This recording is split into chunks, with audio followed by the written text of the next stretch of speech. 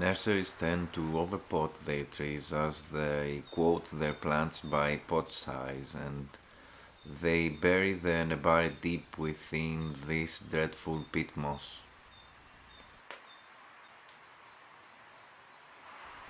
It is always a gamble what you will get buried below lots of pit moss, as it is almost impossible to dig and check that deep before you buy. But that is exciting as well, isn't it?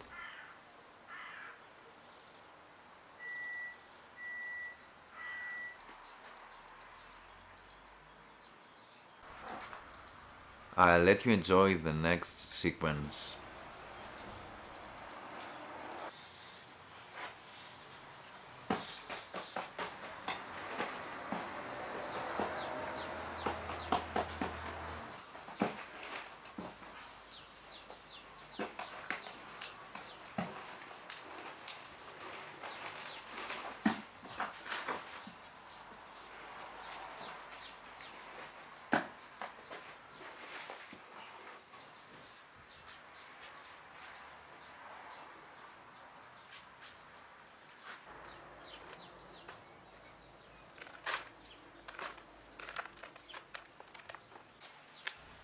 As I start digging inside the surplus of peat moss, trying to uncover the root flare, I'm welcomed by tons of fine feeder roots, which raises the confidence that this maybe can be a great tree.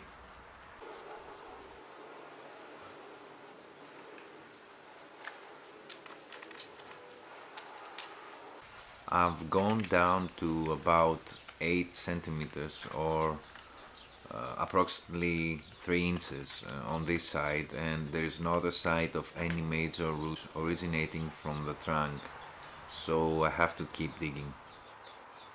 Inside all of this pit moss there is a solid area of sandy clay, which means that this tree was originally planted in the ground somewhere, and it was dug out and potted with 100% peat moss. And that scenario is actually a good one, as major roots were cut and the tree clearly created all of these fine root system, which is kinda ideal for the bonsai life. So now I have to remove all of that clay. I'm down to the nebari, and it looks like all of the major roots were cut and almost only thin roots were emanating from the root flare, which is pretty much a perfect start for training in a new bonsai tree. And many times the problem with deep potted nursery trees is that the chances of inverse taper hiding below the soil line are great. Now that tree not only doesn't have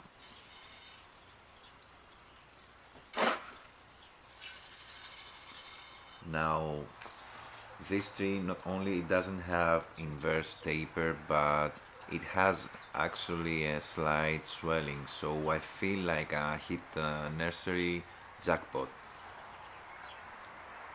As you can see, at this stage I will not cut any of the roots. I need all of these to develop the tree faster.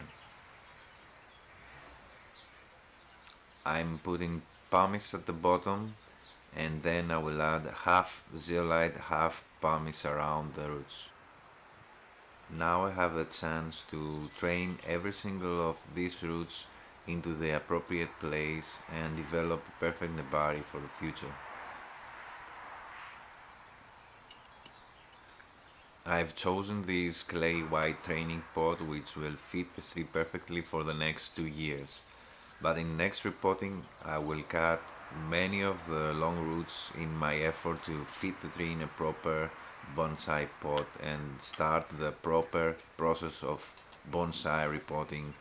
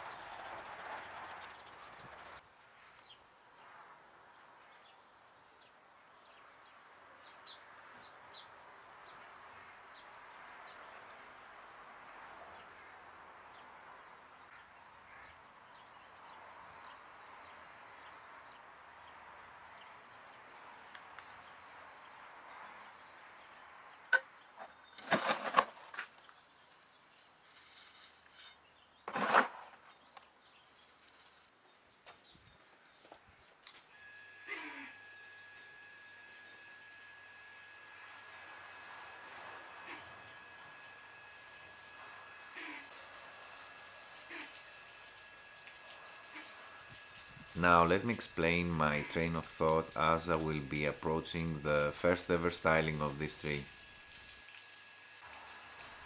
Initially I try to use all of the foliage that the tree already spent so much energy creating. For this tree I have the first trunk line and the second trunk line goes off to the right at a pretty much okay angle, but in basic bonsai design it is best if the second trunk line has smaller length than the first trunk line, which is not the case here. Of course, I can always rotate the tree a bit and visually shorten the second trunk line as it will extend towards the viewer.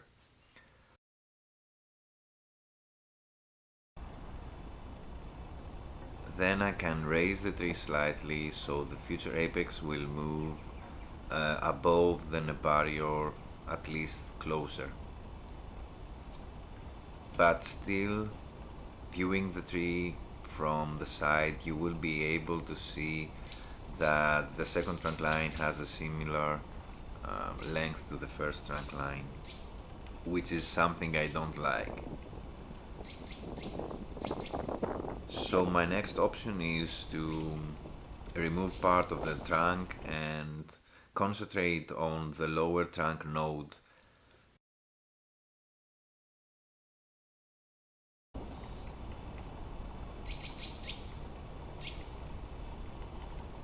Here I've got two strong branches that both are good candidates to become the third trunk line and eventually form the apex. The first, which is now at the back, has a more natural transition, but it is so thick that I won't be able to manipulate it easily and give it a nice and interesting shape for the future bonsai.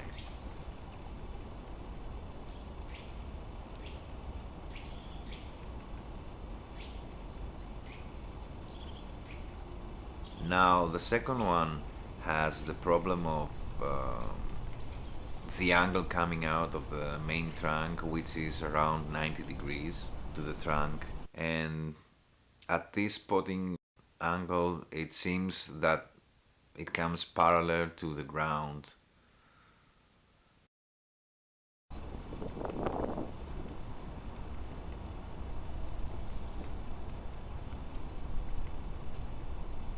But luckily this branch is much more pliable and easy to manipulate in a better position.